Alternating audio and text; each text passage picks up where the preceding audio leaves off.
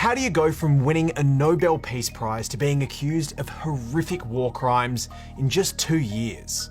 That's the situation facing Ethiopian Prime Minister Abiy Ahmed. For months, Ethiopia's been in the middle of a violent civil war with the Tigrayan people, an ethnic group that lives in the country's north. As many as 50,000 people are said to have died, which, if true, is more than any conflict anywhere in the world in 2021. Undoubtedly the major humanitarian crisis in the world today. Abiy's government is being accused of committing war crimes and putting millions of its own citizens at risk of dying from starvation. And the United Nations has just announced that more than 400,000 Ethiopians are currently experiencing famine. There is absolutely no doubt that international crimes on a horrendous scale have been perpetrated. So, how did it go from a Nobel Peace Prize to this? To answer that question, we need to take a closer look at the rise of Abiy, as well as the 4 stages of Ethiopia's recent leadership.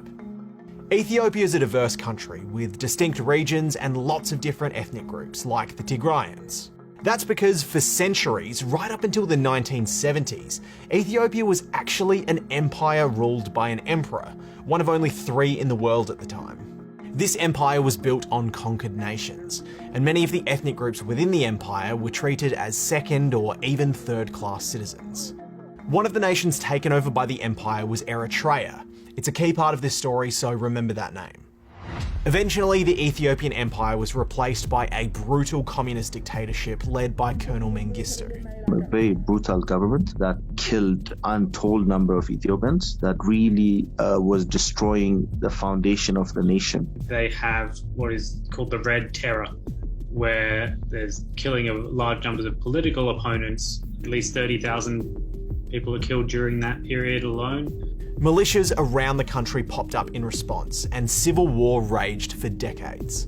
2 of the strongest militias were the Tigray People's Liberation Front and the Eritrean People's Liberation Front. When Mengistu was finally overthrown in 1991, Eritrea declared independence, leaving the TPLF as the most powerful force in Ethiopia.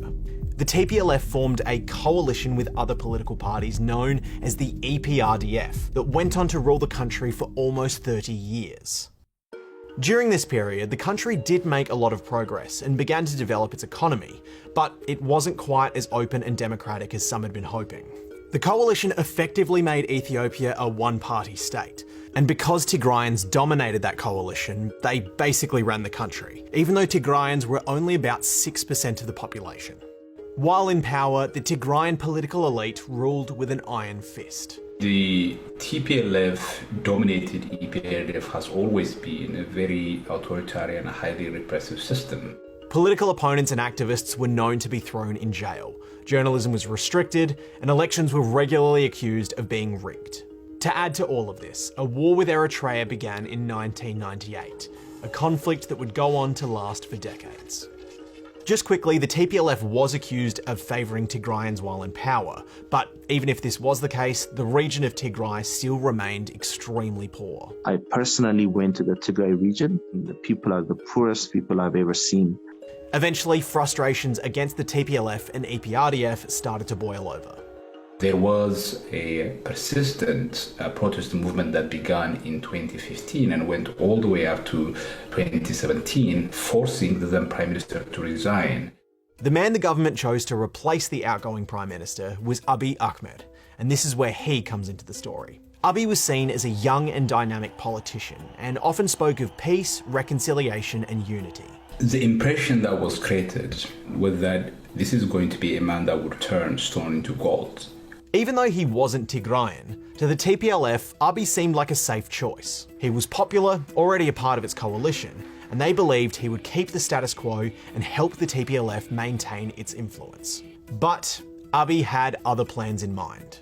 He began to remove corrupt TPLF officials from power, political prisoners were released, and journalists were given more freedom. We are creating an Ethiopia that is second to none in its guarantee of freedoms of expression. Abiy also started a new coalition known as the Prosperity Party. The TPLF were invited but refused and decided to join the opposition. Abiy's most well-known act, however, was reaching out to Eritrea and ending the war that had been going on for decades. This is how he won the Nobel Peace Prize. I truly believe peace is a way of life, war a form of death and destruction. Things seemed like they were going well for Ethiopia, and that they were finally moving away from years and years of authoritarian rule.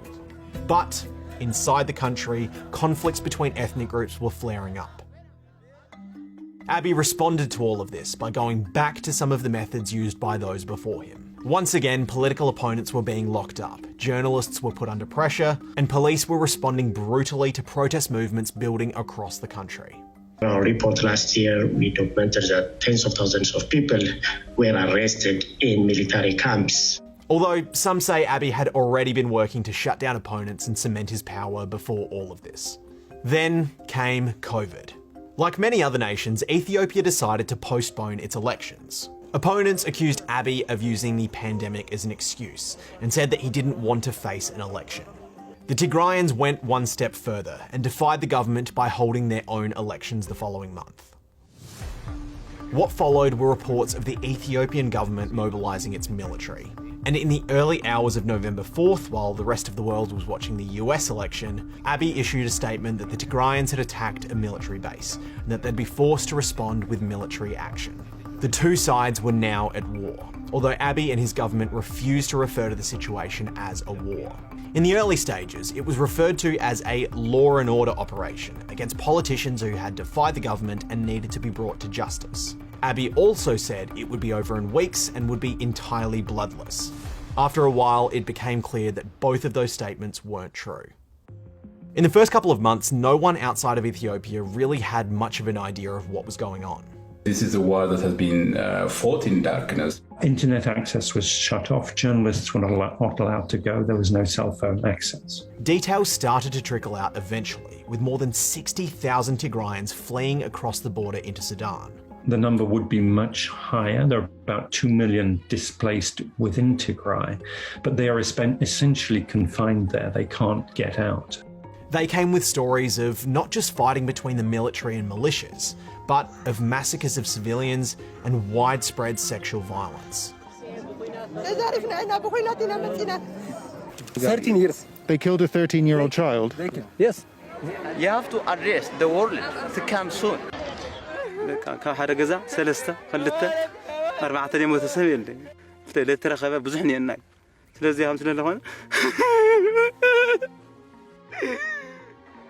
There have also been signs of widespread hunger across Tigray, a place that's already vulnerable to food shortages.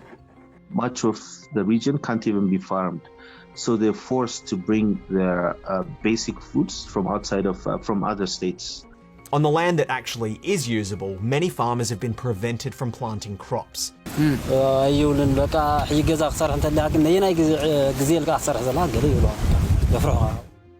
Not only that, but the Ethiopian government has been accused of destroying supplies and cutting off regions controlled by Tigrayan forces. It is a 100% man-made famine. 100%. Starvation is being used as a weapon of war, as a weapon of elimination, in a way that in my 30-odd years of researching this topic, I have simply not seen. It is planned, it is coordinated, it is systematic, and it has brought 5 million people to the point at which they are essentially reliant on an international pipeline of essential aid that is being choked off by the Ethiopian authorities. The UN Refugee Agency has gained access to the Shemelba and Pitsus refugee camps. We found both camps completely destroyed and all the humanitarian facilities looted and vandalized. The United Nations says that all sides of the conflict have been carrying out atrocities, but that the vast majority have been perpetrated by the Ethiopian military and its allies. And that brings us to a key point. The Ethiopian military hasn't been acting alone. Abiy allied with the Eritrean military to attack his own people, something the government denied at first. Eritrea is led by President Isaias Afwerki. He is a dictator, without a question, who smirks at questions about democracy, the rule of law, and human rights. If you're wondering why a nation would even want to get involved in another nation's civil war, remember that when Ethiopia went to war with Eritrea, it was the Tigrayans who were in charge. Eritrea lost that war. Eritrea was also sidelined internationally because of pressure by the Ethiopian government. So Isaias has always wanted the opportunity to make TPLF pay. Not only that, but Eritrea sees the neighbouring Tigray as a threat to its national security. Internationally, there has been a huge amount of pressure on Abiy to stop the fighting and to send the Eritreans home. Now, it seems as if the Eritrean military are finally starting to pull out, and the Ethiopian government did recently announce a ceasefire. However, it was rejected by the TPLF, who said that they won't stop fighting until all enemy troops have left the region. Experts fear the fighting will continue to spread, and millions more are at risk of dying from starvation if regions in Tigray continue to be cut off from food aid and essential services. The Ethiopian government continues to deny that this is happening, even though there have been reports of trucks with aid being held up and bridges into towns being destroyed. There is no hunger in Tigray, there is a problem in Tigray, and the government is capable of fixing that. So, what happens next? One solution being floated is that Tigray separates from Ethiopia and becomes its own independent nation.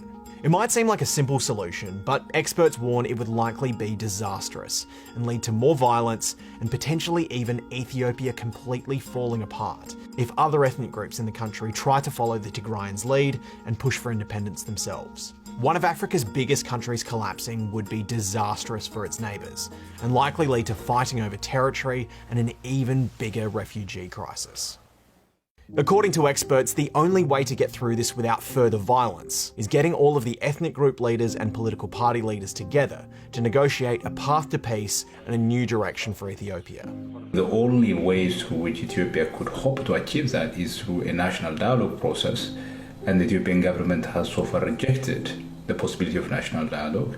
Instead of a national dialogue, Abiy decided to hold the elections that he'd originally postponed because of COVID during a time of civil war and widespread violence, effectively achieving the opposite of a national dialogue by excluding millions of Ethiopians who weren't able to participate.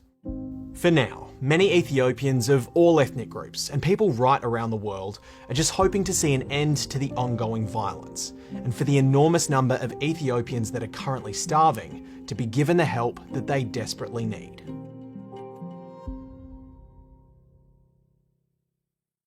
Thanks for watching. If you haven't already, make sure you hit subscribe and check out our international politics playlist. It's got a bunch of other in-depth explainers just like this one on everything from the Israeli-Palestinian conflict to the recent coup in Myanmar.